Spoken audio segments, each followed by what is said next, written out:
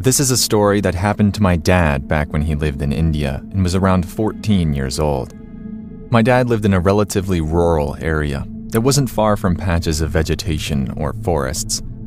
He and his neighbors' houses were roughly connected through a small walkway and a back door as if you were entering through someone's backyard.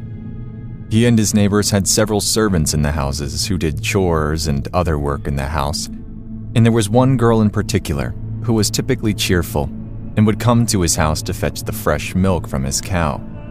One day, she walked into the house in a very strange manner, as if she was completely tired, dragging herself through the door with a blank expression on her face, practically limp as she walked around. My grandmother asked her, "What are you doing? Stop behaving so strangely and grab the milk." After that, she walked back into his neighbor's house in the same manner, and my dad didn't give another thought about it. Then, a few moments later, my dad heard a scream and people yelling, "Come quick!" My dad and his parents rushed into the neighbor's house, and they saw the girl on the floor being restrained by 3 grown men who were also servants of the house. Her arms and legs were thrashing and flailing about, and she was shaking violently. Despite the men being really strong and holding her down, she was still flinging her arms and legs effortlessly as if she wasn't being restrained at all. My grandmother yelled to get a witch doctor, and at this point my dad started to look pissed off. He yelled at them to get a real doctor to help her out, since it looked like she was suffering from a heart attack and needed real medical attention instead of spiritual help. Nobody listened to him, and after 15 minutes, the witch doctor arrived. Meanwhile, the girl was still being restrained and shaking violently. The witch doctor, assessing the situation, took off his slipper, grabbed the girl's hair, and smacked her on both sides of the cheek. My dad was almost about to restrain the witch doctor, getting even more enraged, thinking they were making the situation worse for the girl who's already suffering. But then, she stopped shaking.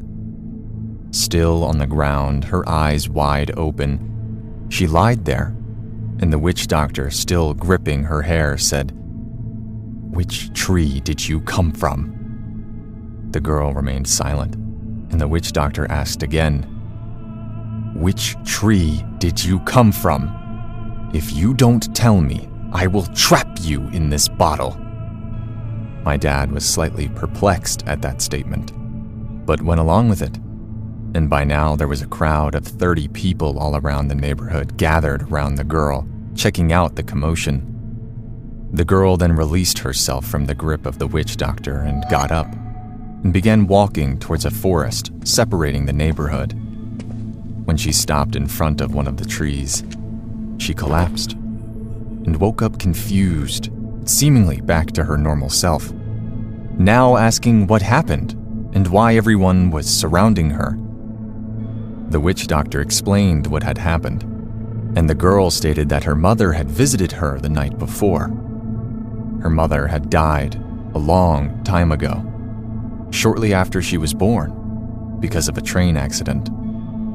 It is said in those parts of India that spirits inhabit banyan trees, and not all of them are friendly.